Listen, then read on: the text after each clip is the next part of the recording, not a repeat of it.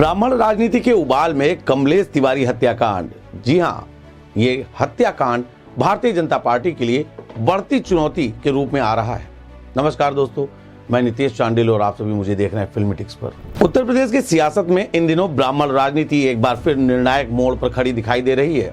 भाजपा के भीतर ब्राह्मण विधायकों की बैठक और उसके बाद उपजा विवाद ने जहां पार्टी नेतृत्व की चिंता बढ़ाई, वहीं विपक्ष ने इस मौके को खुला राजनीतिक निमंत्रण देने में तब्दील कर दिया।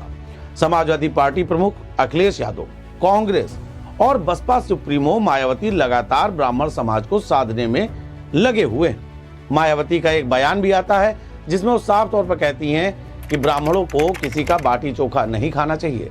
सियासी हलकों में ये बयान खासा चर्चा में है। इसी राजनीतिक पृष्ठभूमि के बीच उत्तर प्रदेश में एक बार फिर से कमलेश तिवारी हत्याकांड का मुद्दा जोर पकड़ता नजर आ रहा है। ब्राह्मण समाज से जुड़े इस बड़े और संवेदनशील मामले ने अचानक राजनीतिक तापमान बढ़ा दिया है। सोशल मीडिया पर सक्रियता और सड़कों पर उतरने की चेतावनी ने इसे महज कानून व्यवस्था का सवाल नहीं बल्कि एक सशक्त राजनीतिक मुद्दा बना दिया है। सोशल मीडिया प्लेटफॉर्म फेसबुक पर गौरव गोस्वामी नामक एक यूजर के द्वारा पोस्ट की गई और इस पोस्ट ने इस विवाद को और धार दे दी। पोस्ट में आरोप लगाया गया है कि लखनऊ के नाका थाना क्षेत्र के पुलिस प्रशासनिक लापरवाही के चलते अब तक कमलेश तिवारी के मुख्य हत्यारे को गिरफ्तार नहीं किया जा सका है। इसी के विरोध में हिंदू समाज पार्टी के नेतृत्व में बड़े आंदोलन की तैयारी की बात कही गई। यहाँ तक चेतावनी दी गई है कि यदि जल्द इंसाफ नहीं मिला तो मुख्यमंत्री कार्यालय का भी घेराव किया जाएगा।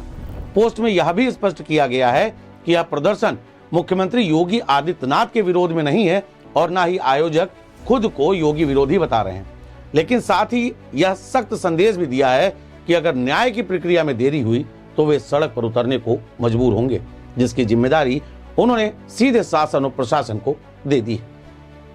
राजनीतिक विश्लेषक भी इस मामले में आ गए हैं।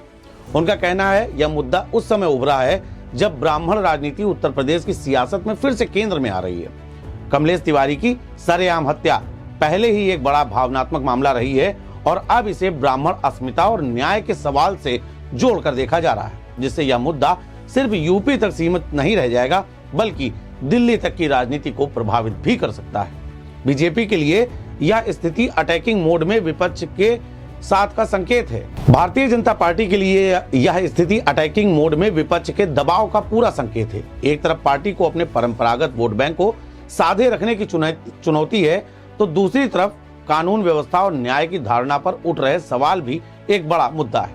आने वाले दिनों में यह देखना अहम होगा कि सरकार इस संवेदनशील मामले को कैसे हैंडल करती है, क्योंकि ब्राह्मण समाज की राजनीति ने इस पूरे मामले में कहीं ना कहीं एक हल्की सी भी चूक एक सियासी तौर पर बड़ा गेम चेंजर मानी जा सकती है। बहरहाल अचानक से कमलेश तिवारी का यह मुद्दा सामने आना किस तरीके से लोगों को अपनी तरफ आकर्षित करेगा, लेकिन इस पूरे मामले में बात जो सबसे बड़ी निकल कर आ रही है कि जिन लोगों ने बड़ा प्रदर्शन करने की चुनौती दी, उनका साफ तौर पर कहना है कि यह विरोध योगी आदित्यनाथ के खिलाफ नहीं।